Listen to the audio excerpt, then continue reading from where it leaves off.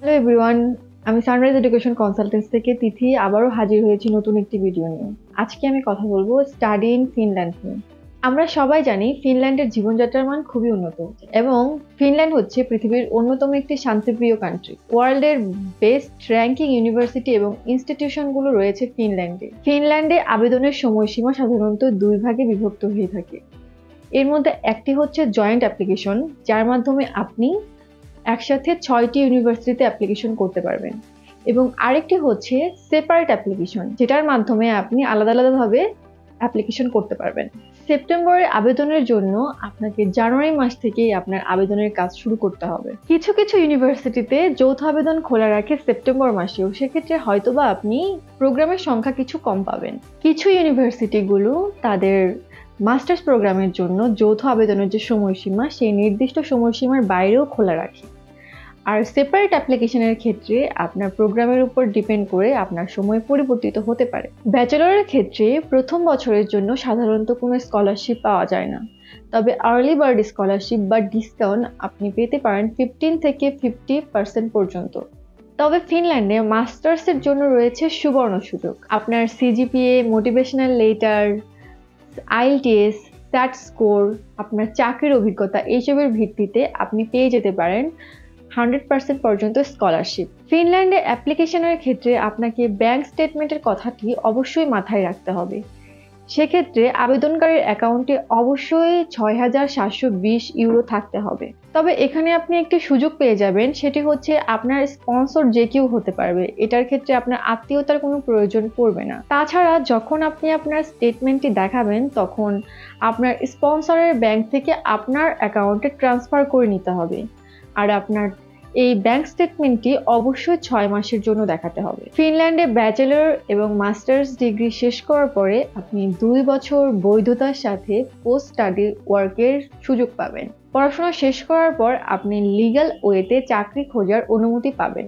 ফিনল্যান্ডে পড়াশোনা শেষ করার পর এবং 4 বছর স্টে করার পর আপনি অনায়াসেই আপনার পিআরটি পেয়ে যেতে পারেন। তবে পিআর পাওয়ার জন্য আপনাকে একটি বেসিক স্যালারি ইনকাম করতে হবে, সেটা হতে পারে 1250 ইউরো পর্যন্ত পার মান্থ।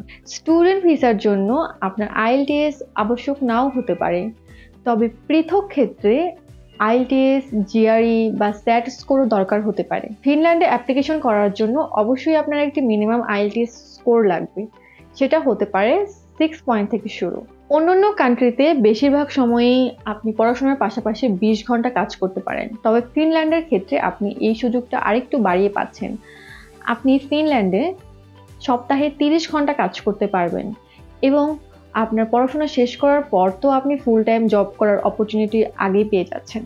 এছাড়া অনেকেরই প্রশ্ন থাকে যে স্টাডি গ্যাপ কত বছর অ্যালাউ করে। ফিনল্যান্ডে স্টাডি গ্যাপ কিন্তু কোনো ধরনের ইফেক্ট ফেলছে না। 10 থেকে 15 বছরের স্টাডি গ্যাপ হলেও ফিনল্যান্ড সেটা অ্যাকসেপ্ট করছে। তার স্টাডি গ্যাপ নিয়ে আপনার টেনশন করার কোনো কিছু নেই। আপনার টিউশন ফিস লাগতে পারে 5,000 থেকে 15,000 ইউরো পর্যন্ত পার ইয়ার।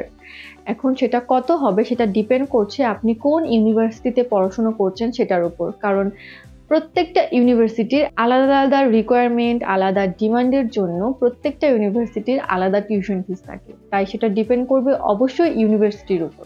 এছাড়া ইউরোপের বেশিরভাগ কান্ট্রিতে স্পাউস এখন অ্যালাউ করছে না, আর ফিনল্যান্ডে কিন্তু আপনি খুব সহজেই আপনার স্পাউসকে নিয়ে যেতে পারবেন। শুধু স্পাউস না, আপনার যদি কোনো বেবি থাকে তাকেও খুব সহজে এই কান্ট্রিতে নিয়ে যেতে পারবেন। তাছাড়া আপনার বাবা মাকে যদি আপনি সেখানে ঘুরতে নিয়ে যেতে চান, সেটাও খুব সহজেই করতে পারবেন। অনেকেরই প্রশ্ন থাকে পার্ট টাইম জব দিয়ে টিউশন ফিস এবং অ্যাকোমোডেশন বেয়ার করা যাবে কিনা। এটা ডিপেন্ড করছে শহরের লিভিং এক্সপেন্স এবং টিউশন ফিসের উপর। আপনি পার ইয়ার 8,000 ইউরো পর্যন্ত ইনকাম করতে পারেন। সো আজকে তো অনেক কথা হলো ফিনল্যান্ড নিয়ে এবং ফিনল্যান্ডের রিকোয়ারমেন্ট নিয়ে। আপনি যদি অ্যাপ্লিকেশন করতে চান ফিনল্যান্ডে, তাহলে খুব দ্রুত যোগাযোগ করতে হবে আমাদের সাথে। যোগাযোগ করার জন্য আপনার স্ক্রিনে দেওয়া নাম্বারে ফোন করতে পারেন, অথবা আমাদের অফিসে সরাসরি ভিজিট করতে পারেন। এছাড়া স্টাডি অ্যাব্রোড নিয়ে আরও বিভিন্ন তথ্য পেতে ভিজিট করতে পারেন আমাদের ইউটিউব চ্যানেলে এবং আমাদের ফেসবুক পেজে।